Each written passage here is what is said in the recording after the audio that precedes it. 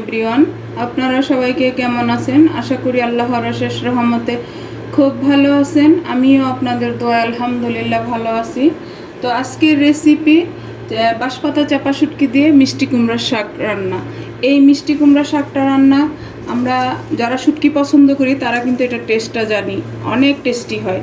তো এখানে আমি 3 আটি মিষ্টি কুমড়া শাক কেটে ধুয়ে পরিষ্কার করে যে পানি ঝরায় রাখছি এর জন্য। আর এক পাকে রান্নাটা হবে, এটা কোনো কষানো হবে না, কিচ্ছু হবে না, কিন্তু খেতে এত টেস্টি যা বলার মতো না। যারা শুটকি প্রেমী তারা বুঝতে পারবেন। তো এই যে এর জন্য আমি একটা পাতিল বসাই দিছি এবং পাতিলে পানিও বসাই দিছি, যে পানিটা একটু গরম হয়ে গেছে।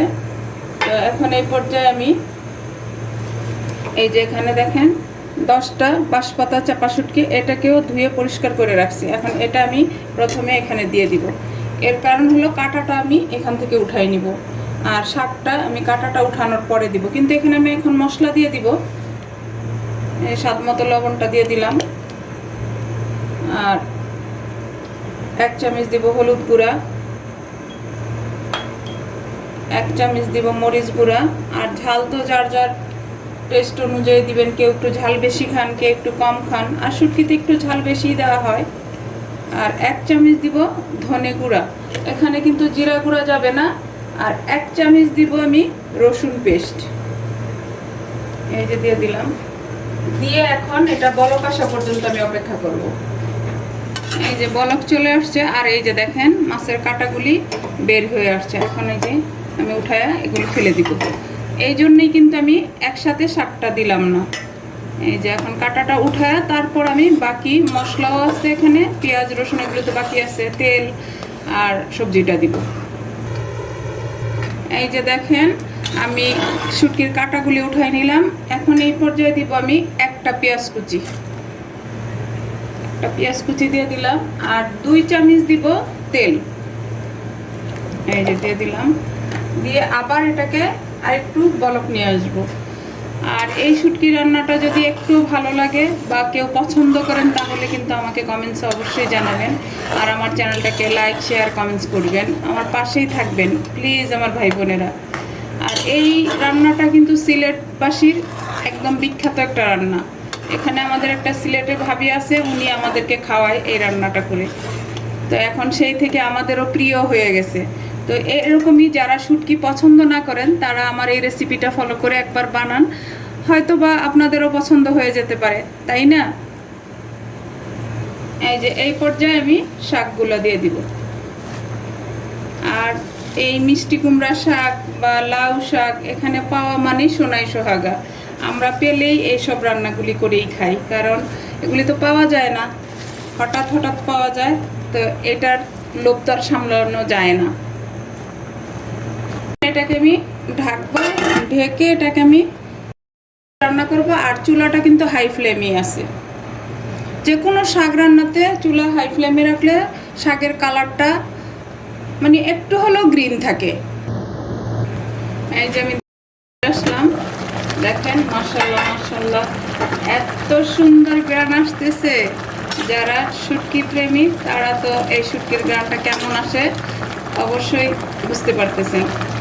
আজকে তো 1 চামচ ভাত বেশি খেলেও খাবো। এই যে, কারণ এটা আমার অনেক পছন্দের একটা খাবার। বাংলাদেশ থাকতে খাই নাই, কিন্তু এখানে আসার পরে ভাবিদের কাছ থেকে খেয়ে শিখেছি। এখন এটা আমার অনেক পছন্দের একটা খাবার হয়ে গেছে। এখন এই পর্যায়ে আমি এই যে 2টা বড় সাইজের রসুন কুচি দিয়ে দিব। দিয়ে আবারও এটাকে ঢেকে আরও 10 মিনিট রান্না করব। এই 10 মিনিটের মধ্যেই হয়ে যাবে আমার রান্নাটা। এই যে আমি 10 মিনিট পরে আসলাম, দেখেন মাশাআল্লাহ এটার গ্রানটা তো আপনারা পাচ্ছেন না, এত সুন্দর একটা ফ্লেভার আসতেছে। আর আমার নতুন রাঁধুনি, নতুন প্রজন্মের যারা আছেন, এখানে একটা কাটা রয়ে গেছে, আমি এটা উঠাই নেব। আর আমার নতুন রাঁধুনি, নতুন প্রজন্মের যারা আছেন তাদের উদ্দেশ্যে বলি, যদি আপনারা শুটকি পছন্দ করেন তাহলে কিন্তু এই রান্নাটা যদি করে না খান তাহলে মিস করবেন। আর এই বর্ষার সিজনেই তো মিষ্টি কুমড়া শাকটা পাওয়া যায়, তাই না? তো প্লিজ একবার রান্না করেন, করে খেয়ে দেখেন। দেখেন মাশাআল্লাহ এখন এই পর্যায়ে আমি দিয়ে দিব কাঁচামরিচ, 10-12টা কাঁচামরিচ দিব। এই যে ঝালটা ছড়াবে না, কিন্তু ফ্লেভারটা আসবে। তো এখন এটাকে আমি আর ঢাকবো না, এভাবে নেড়ে চেড়ে এখন শাকটাকে আমি একটু রান্না করে নিব। এই যে দেখেন শুটকি দিয়ে কুমড়ো শাকটা অলমোস্ট আমার রান্না হয়ে গেছে। আর এই রান্নাটা কিন্তু একটু মাখো মাখো ঝোল থাকে। আমরা কিন্তু আগে জানতাম যে শুটকি বলতে এই শুকনো শুকনো, কিন্তু না, এই রেসিপিটা এইভাবে যদি করে খাওয়া যায় তাহলে বললামই তো, 1 প্লেটের জায়গায় আরও হাফ প্লেট ভাত খাওয়া যাবে অবশ্যই, এত টেস্টি হয়। তো এখন এই পর্যায়ে দিব আমি একটা বোম্বাই মরিচ। আর এটাতে বোম্বাই মরিচটা দিলে তো কি যে হয়, যারা খাইছেন তারাও জানেন, আর যারা শুটকি প্রেমী তারা জানেন যে শুটকিতে বোম্বাই মরিচ পড়লে কত টেস্টি হয়। তো যাই হোক, আজকে আমার এই রেসিপিটা কে কে ট্রাই করেন আর কার কার পছন্দ, প্লিজ আমার ভাই বোনেরা আমাকে কমেন্টসে জানাবেন। আপনারা কোথায় গেলেন? আপনাদের তো খুঁজেই পাচ্ছি না আমি। এই যে আমার রান্নাটা হয়ে গেল, এখন এটাকে আমি নামাই নিব। আর দেখেন আমার শাকের কালারটা কিন্তু একেবারে সবুজই আছে। এখন আমি এটাকে নামাবো, নামায় আপনাদের সাথে সার্ভ করে শেয়ার করতেছি যে আমার শুটকি দিয়ে কুমড়ো শাক রান্নাটা কেমন হলো। দেখেন কতগুলি ছিল, কতটুকু হয়েছে।